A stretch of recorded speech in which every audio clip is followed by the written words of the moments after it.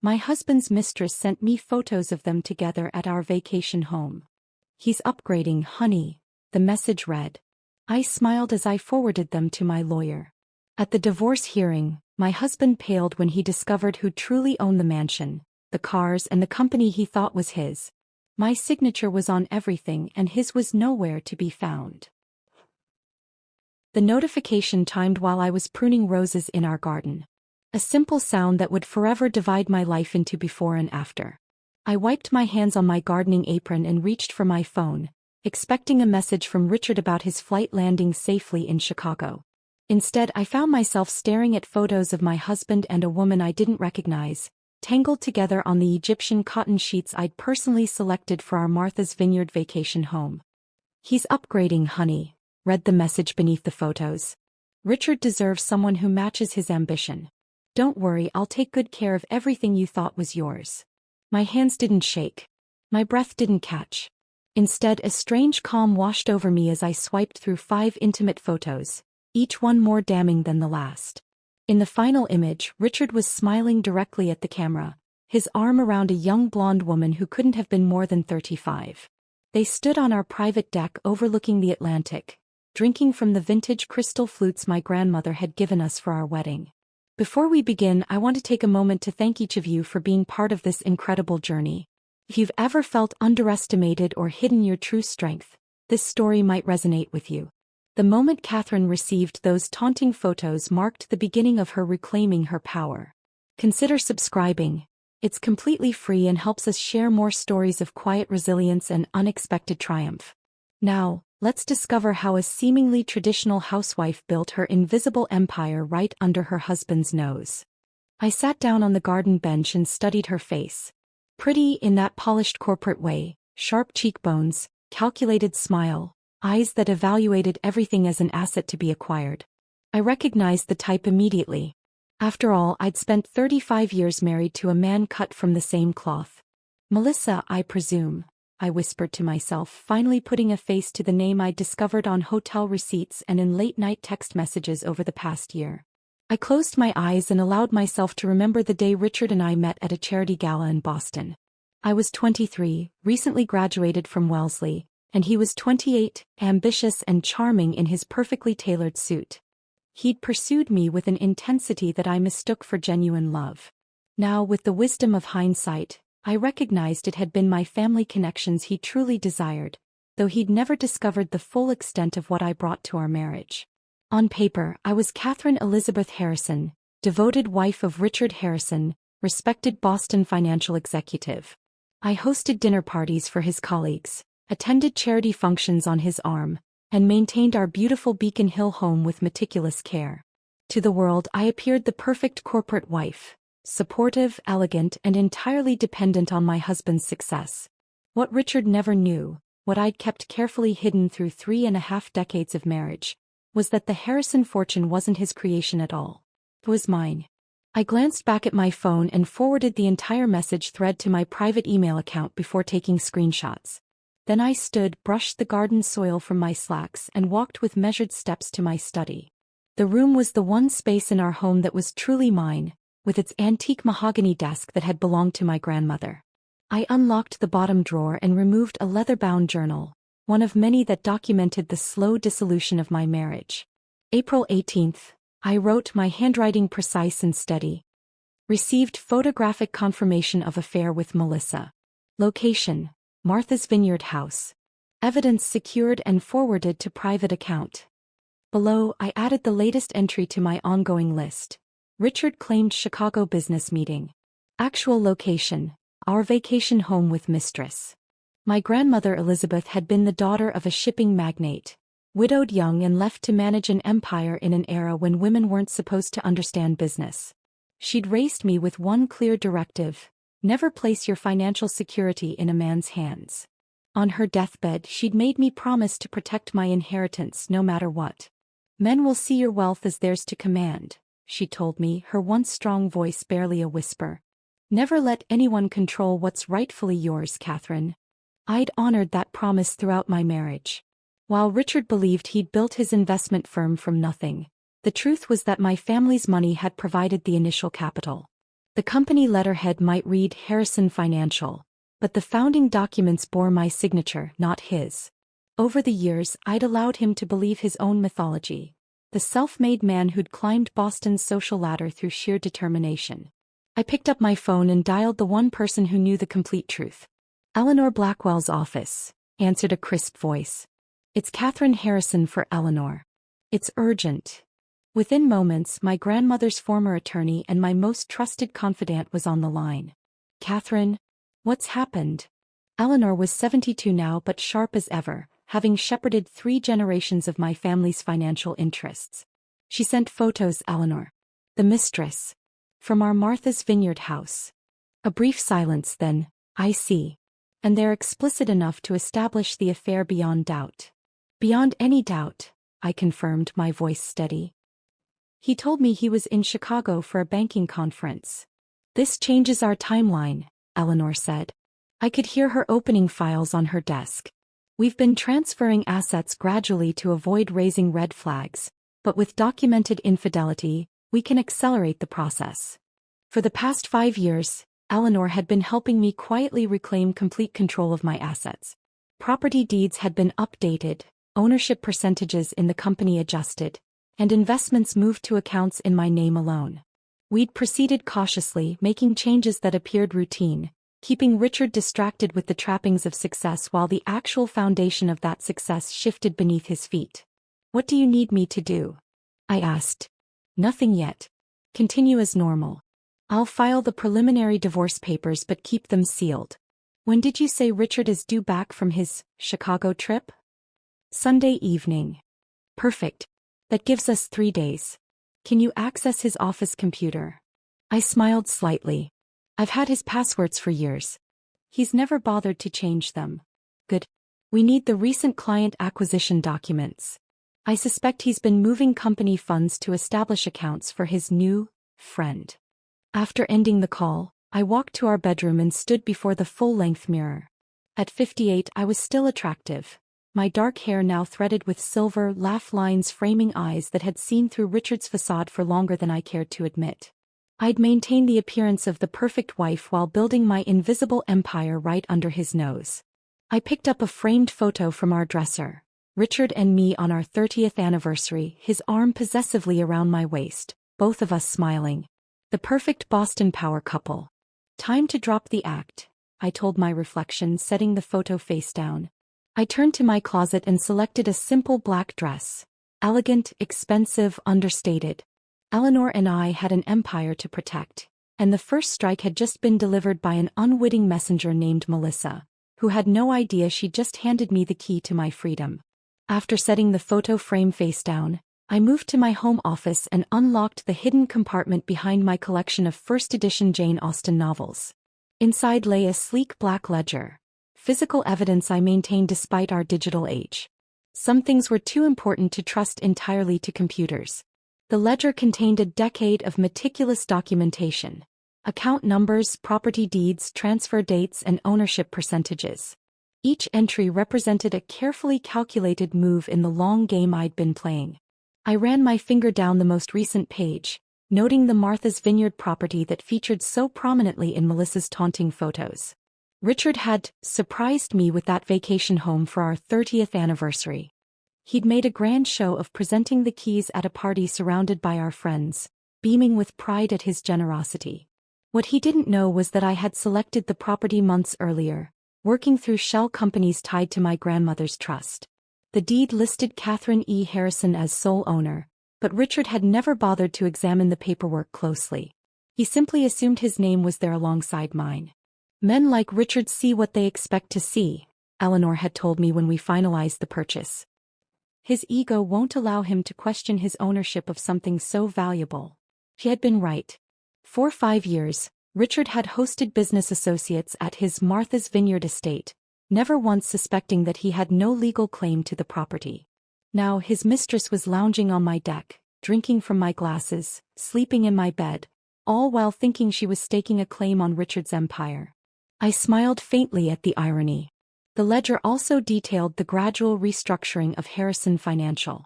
The company had been built with my inheritance as seed money, though Richard believed a small business loan had launched his career. In the early years, I'd allowed him to maintain operational control while I secured majority ownership through a complex web of trusts and holding companies. 10 years ago, when I found lipstick on his collar for the first time, so cliché it was almost disappointing, I began the process of financial disentanglement.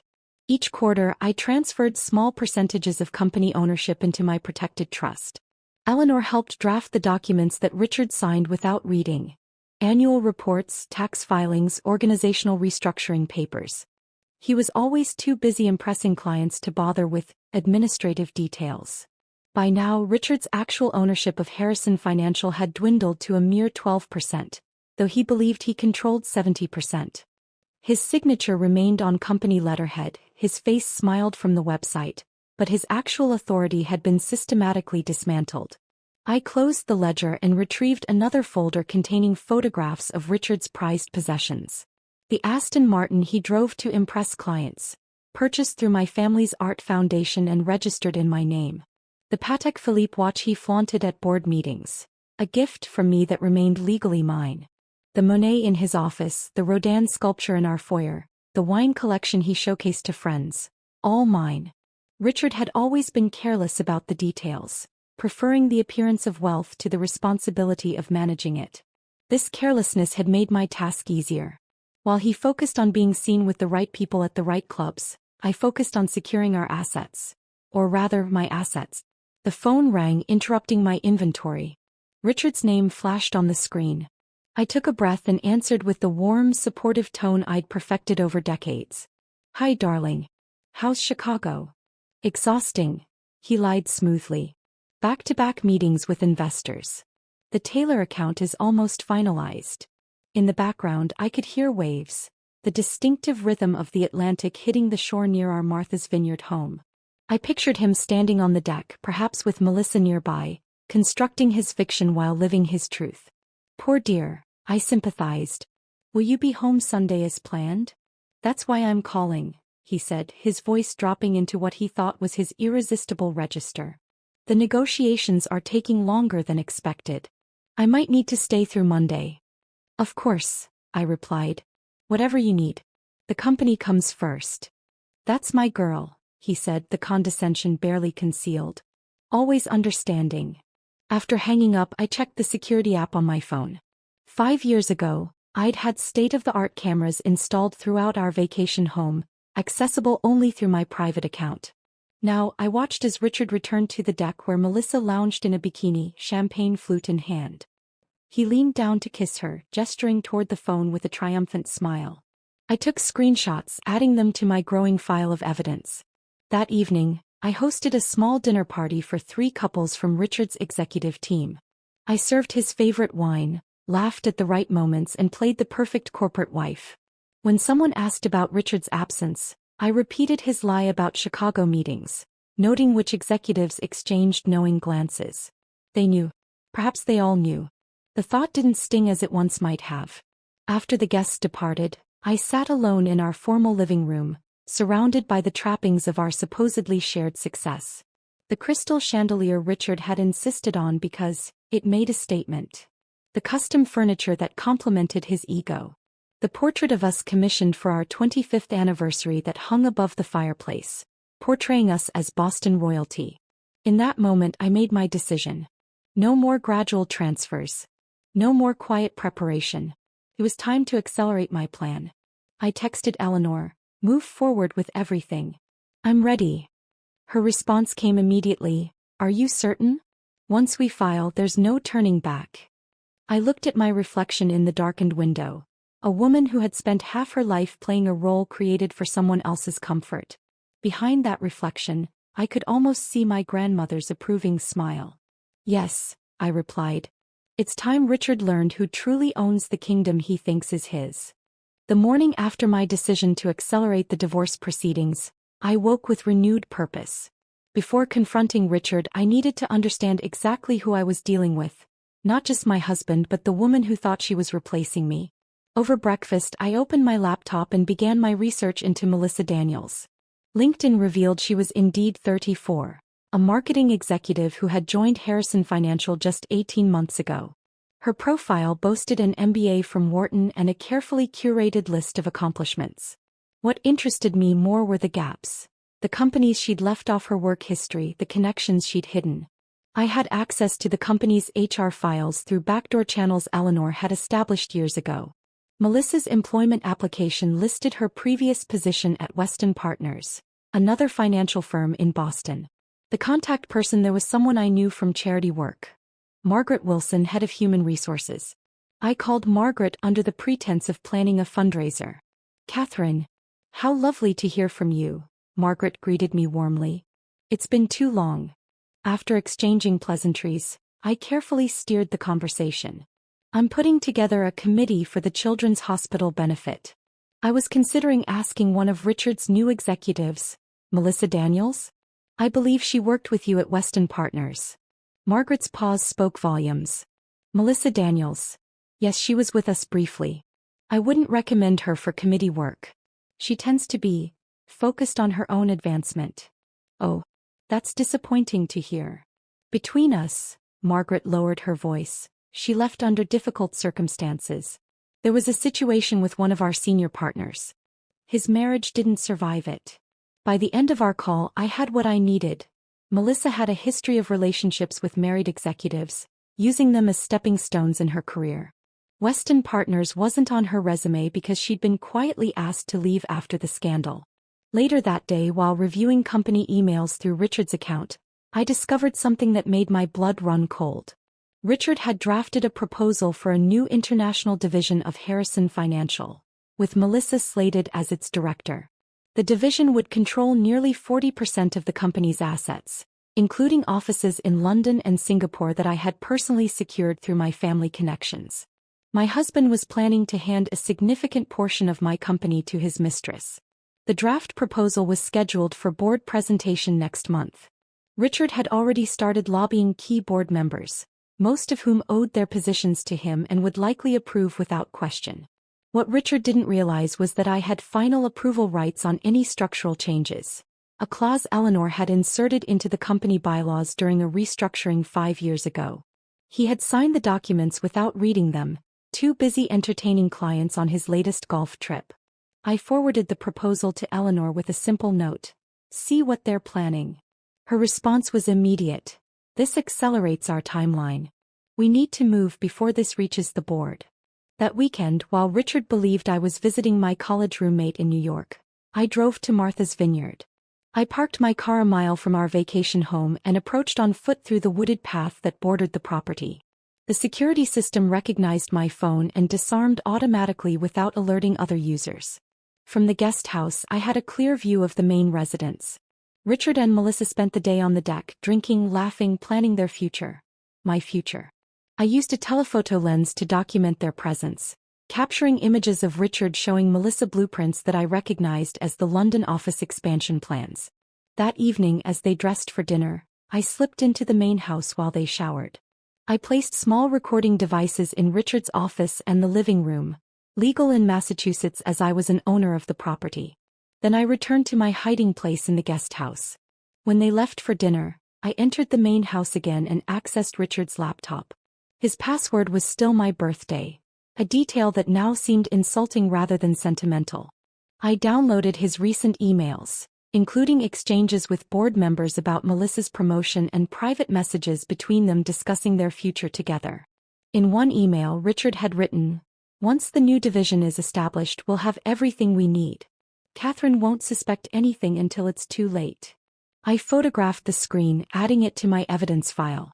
The next morning, I returned to Boston before they woke, leaving no trace of my presence. 2 days later, Melissa sent a second message to my phone.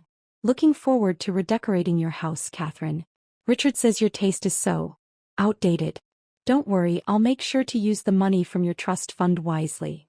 She included a photo of herself wearing my grandmother's sapphire necklace, a family heirloom kept in the Martha's Vineyard house safe. A safe that only Richard and I knew the combination to. Instead of responding, I forwarded the message to Eleanor, who replied, "She just handed us written evidence of her knowledge of your financial arrangements. This constitutes conspiracy."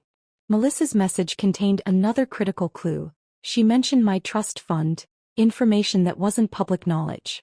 Richard had clearly shared confidential financial details with her, another violation of our prenuptial agreement. That afternoon I made perhaps my boldest move. Through social media, I located and contacted Jennifer Lawson, listed as Melissa's colleague at Weston Partners. A quick background check confirmed my suspicion. Jennifer had once been Melissa's close friend before a falling out around the time Melissa left the firm. We met at a quiet cafe in Cambridge, far from financial district eyes. Jennifer was initially hesitant, but something in my calm demeanor must have reassured her. "You're not what I expected," she admitted. "When Richard's wife asked to meet me, I thought you'd be hysterical, vengeful." I smiled slightly. "I just want information." Jennifer's story confirmed my research. Melissa had a pattern. Target married executives become indispensable professionally, then personally, and leverage the relationship for career advancement. At Weston Partners, she'd nearly secured a director position before the affair became public. "She doesn't want the men, not really," Jennifer explained. "She wants what they can give her. Power, position, status. And the wives." Jennifer looked down at her coffee. "Collateral damage. Melissa actually keeps score. How quickly she can replace them."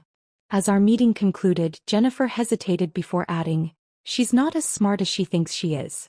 At Weston, she never realized the wife she was replacing was the chairman's daughter.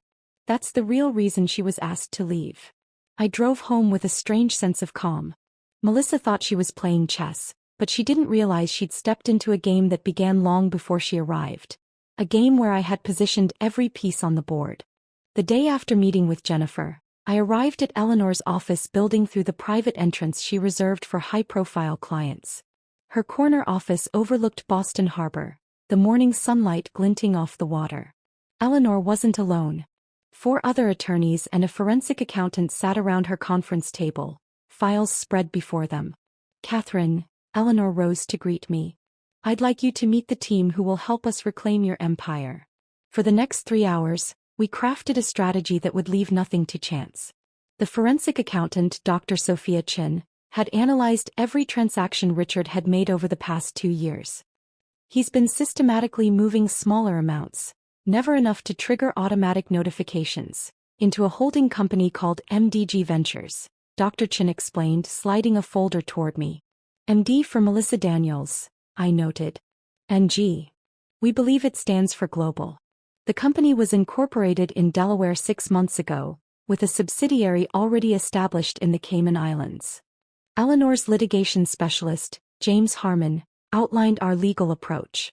"We've prepared injunctions for every property and account. The moment we file, everything freezes. He won't be able to transfer a single penny." By the time I left Eleanor's office, our plan was set. The divorce papers were drafted, injunctions prepared, and a timeline established. We would move in stages. First securing the assets, then revealing Richard's betrayal, and finally reclaiming what was mine in court. "Are you ready for this, Catherine?" Eleanor asked as we walked to the elevator. "Once we start, your life as you've known it will change forever." I thought of the garden I'd so carefully tended, both literally and figuratively, for 35 years. "I've been ready since the day I found the first lipstick stain," I replied. The following Monday, Richard returned from his Chicago trip, tanned from his weekend at Martha's Vineyard. He kissed my cheek absently and retreated to his home office, unaware that I had already begun dismantling his facade. That week, the first cracks appeared in his confidence. He came home from work visibly agitated, loosening his tie with jerky movements. "Something strange happened today," he said over dinner. "The London office lease renewal required my signature, but the management company said I wasn't authorized." I kept my expression neutral, spearing a piece of asparagus. "How odd. Did they say who was authorized?" "Some trust I've never heard of. Probably a clerical error." He poured himself a generous scotch. "I had to have Peterson from legal sort it out." What Richard didn't know was that Peterson couldn't actually sort it out. The lease was held by my family's trust, and I had instructed the management company to decline Richard's signature the week before. "I'm sure it's nothing," I soothed, refilling his glass. "Just bureaucratic nonsense." 3 days later, he encountered another obstacle when trying to approve the budget for Melissa's proposed international division. The board secretary informed him that final approval required a second signature. Mine. A requirement that had always existed in the company bylaws but that Richard had never bothered to read. Richard brought the budget home that evening, sliding it across the kitchen counter while I prepared dinner. "Need your signature on this, darling. Just a formality for the new division." I glanced at it, noting Melissa's name prominently featured as division head. "Of course. I'll look it over this weekend." "It's just standard budget approval," he pressed. "The board meeting is tomorrow morning." I set down my knife and turned to face him. "I always read what I sign, Richard. You taught me that." The subtle reminder of his own failure to follow this advice hung between us. Richard's irritation was visible, but he couldn't press further without revealing the urgency behind Melissa's appointment. "Fine. Monday then." The document would never receive my signature, but Richard wouldn't discover that until it was too late. The following Saturday evening, Richard surprised me by announcing we were hosting a dinner party for key board members. "Last-minute thing," he explained casually. "Just a few colleagues to discuss the new division." When the doorbell rang at 7, I opened it to find 4 board members, and Melissa Daniels. She wore a black cocktail dress that cost more than most junior executives could afford, her smile faltering slightly when she saw me. "Catherine, this is Melissa Daniels, our new marketing director." Richard introduced us smoothly. "Melissa, my wife, Catherine." "Lovely to meet you." I extended my hand, noting the flicker of discomfort in her eyes. "Richard has mentioned your excellent work." Throughout dinner, I played the perfect hostess, pretending not to notice how Richard's hand lingered on Melissa's shoulder or how they exchanged knowing glances across the table. I served my grandmother's famous lobster bisque and discussed Boston's latest charity events as if I hadn't seen them naked in my vacation home. After dessert, Richard led everyone to his study to review the international division plans. I excused myself, claiming a headache, but secretly activated the recording app on Richard's desk computer before leaving, capturing every word of their planning session. The next day, while Richard and Melissa attended a strategy session, according to his calendar, I visited Harrison Financial's offices. As Richard's wife, I had access to the executive floor. His assistant smiled warmly, unaware that I was there for more than the charity committee files I requested. While searching for the files, I accessed Richard's executive computer and downloaded critical financial documents, including evidence of the funds he'd been diverting to MDG Ventures. I also retrieved the original company formation documents bearing my signature from the locked cabinet in his credenza. Documents that would prove crucial in court. The final act began 3 days later. Richard called from the office, his voice tight with barely controlled fury. "Did you freeze the executive compensation account?" he demanded without preamble. "I'm not sure what you mean," I replied calmly, though I knew exactly what had happened. Eleanor had initiated the first phase of our plan, restricting Richard's access to the accounts he used to fund his extramarital lifestyle. "Don't play dumb, Catherine." I tried to transfer the quarterly bonuses and my access was denied. The bank said the authorization had been changed. "How strange," I murmured. "Perhaps you should come home so we can discuss it." When Richard stormed through the front door 30 minutes later, his face was flushed with anger. "What the hell are you doing? Those accounts are essential for company operations." I sat in my grandmother's armchair, outwardly calm though my heart raced. "Are they? Or are they essential for funding Melissa's new wardrobe and your weekends in Martha's Vineyard?" His face went blank with shock before quickly hardening. "I don't know what you think you know." "I know everything, Richard," I interrupted quietly. "Every transfer to MDG Ventures. Every weekend away. Every promise you've made to Melissa about the company's future. My company's future." For the first time in our marriage, Richard looked afraid. Richard's face cycled through emotions, shock, anger, then a practiced calm as he attempted to regain control. "You're overreacting to office gossip, Catherine. Melissa is a valuable employee, nothing more." "Save your lies for someone who hasn't seen the photos," I replied, my voice steadier than I expected. "The divorce papers will be served tomorrow. I suggest you find somewhere else to sleep tonight." That night, as Richard packed a suitcase, making angry phone calls in hushed tones, I notified our household staff that they would report only to me going forward. By morning, Richard had moved into the Four Seasons downtown, using a company credit card that would be deactivated by noon. The preliminary hearing was scheduled for the following Monday. Eleanor advised me to maintain my normal routine to avoid tipping our hand further. For 5 days I attended my usual charity committee meetings, garden club luncheons, and even a symphony fundraiser where several board members expressed concern about Richard's absence. I smiled politely and changed the subject, watching them exchange glances. Word was spreading through Boston's financial community.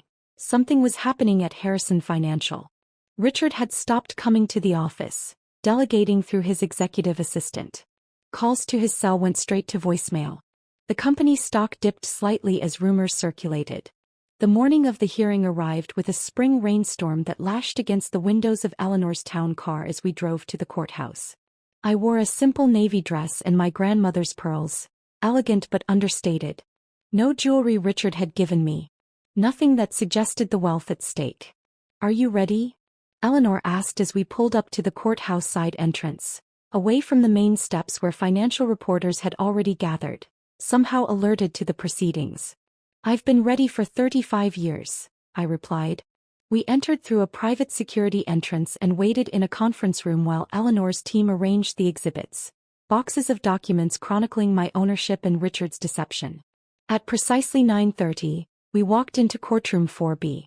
Richard was already seated with his attorney, Timothy Wells, a corporate lawyer who specialized in mergers rather than divorces, a telling choice that made Eleanor smile slightly.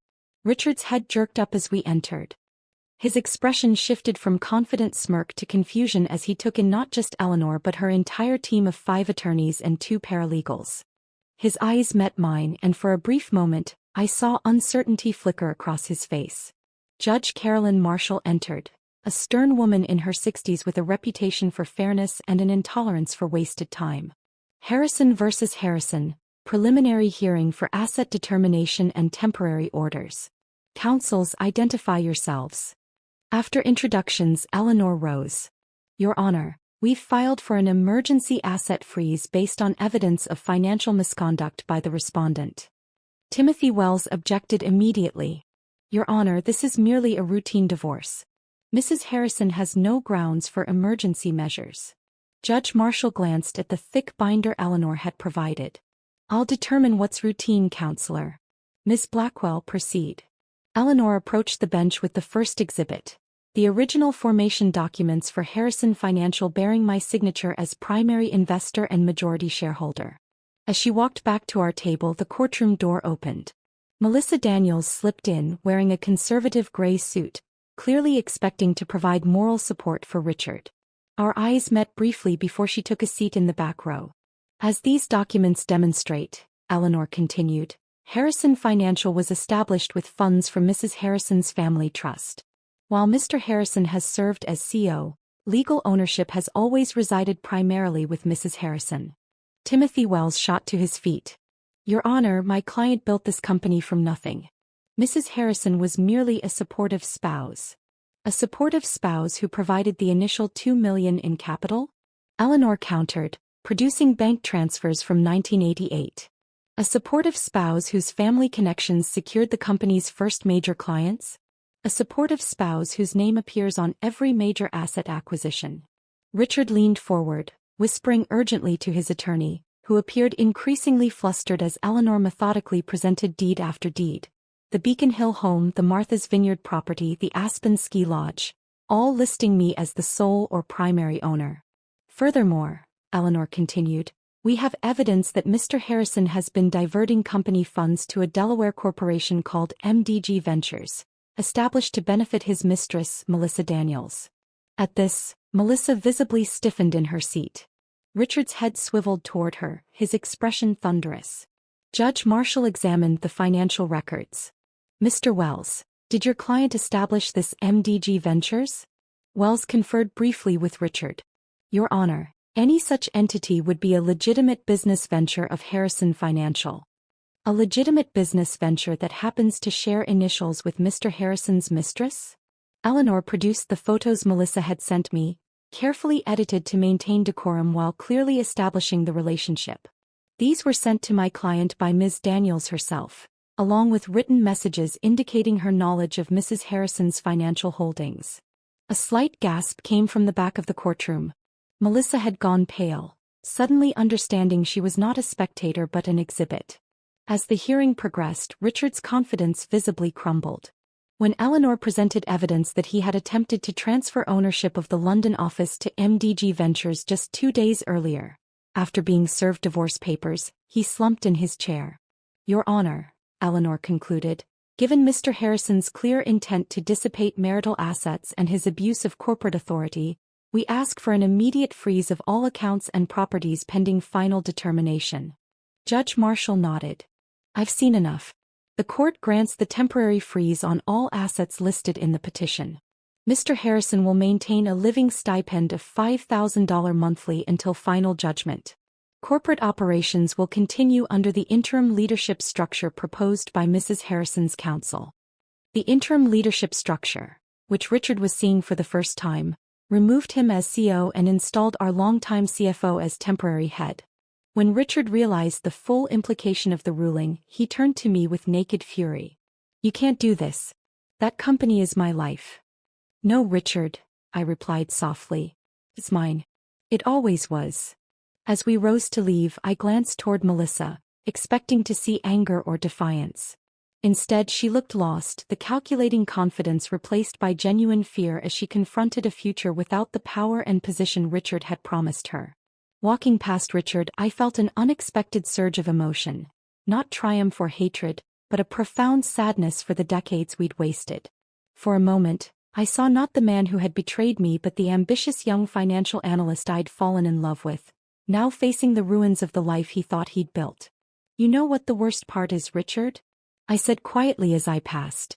"I would have shared everything with you if you'd just been honest." His face crumpled then, the full weight of his loss finally registering, not just the money or the company, but the partnership he'd never truly valued until it was gone. As I walked out of the courthouse with Eleanor and our legal team, spring sunshine had replaced the morning's rain. The symbolism wasn't lost on me, storms clearing to reveal something fresh and new. Reporters called out questions, but Eleanor guided me to the waiting town car with practiced efficiency. "Phase 1 complete," she said once we were safely inside. "Now we negotiate the final terms." Over the next 6 weeks, Richard's lawyers made increasingly desperate counteroffers. His initial bravado, demands for half the company and properties, gave way to pleas for a fair settlement, as his financial reality set in. The Four Seasons had asked him to leave when his company credit cards were declined. He'd moved into a furnished apartment in Back Bay, the rent paid by a former colleague who still hoped to curry favor. The final settlement conference took place in Eleanor's conference room rather than the courthouse. Richard arrived looking thinner, the confident swagger replaced by a wary exhaustion. "Catherine," he nodded stiffly. I studied the man I'd spent most of my adult life with and felt a curious detachment. "Richard." The negotiations lasted 7 hours. By the end, Richard had accepted terms that would have been unimaginable to him 2 months earlier. He would retain a 5% stake in Harrison Financial, now officially renamed Elizabeth Trust Holdings after my grandmother, with no management authority. He would receive a modest monthly stipend for 5 years, provided he signed a non-competition agreement and relinquished all claims to our properties. Most significantly, I had included an unexpected provision. Richard would establish a scholarship for women in finance at Wellesley College, funded from his remaining company shares. It would be named for my grandmother, ensuring her legacy would touch young women's lives long after we were gone.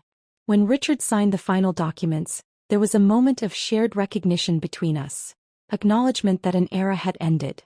Not with dramatic accusations or tearful goodbyes, but with the quiet scratch of a pen on legal paper. "I underestimated you," he said finally. "All these years." "Yes," I replied simply. "You did."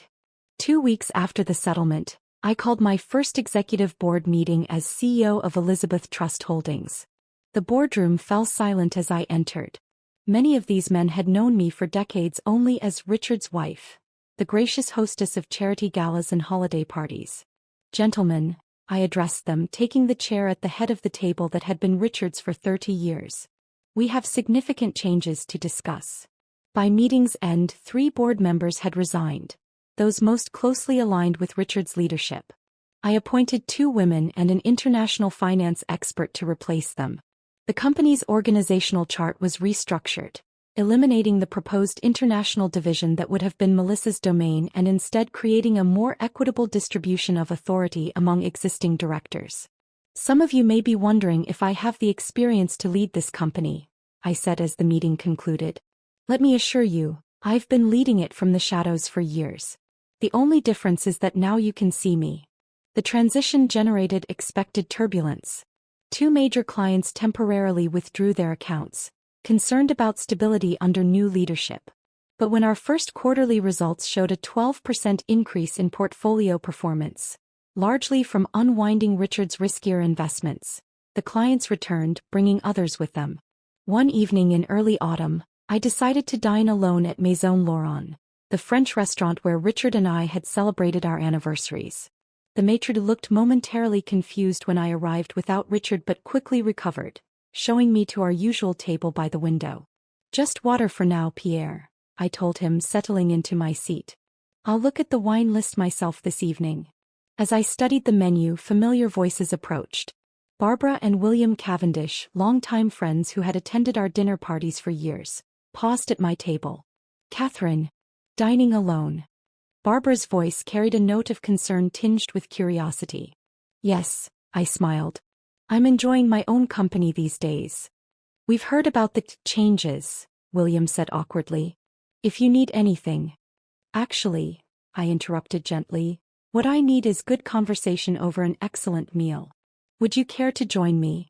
Their surprise at my invitation was evident, but they accepted. Throughout dinner I watched their perception of me shift. Barbara, who had always directed her substantive comments to Richard, listened with growing interest as I discussed the company's new direction. William, initially speaking to me with careful sympathy, ended the evening asking my advice about a potential investment. You're different, Barbara observed as we waited for our cars. More present somehow. Not different, I corrected her. Just no longer invisible.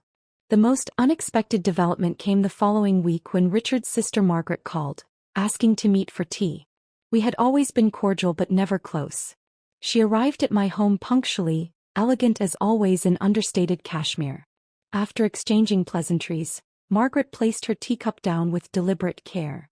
I need to apologize to you, Catherine. For what?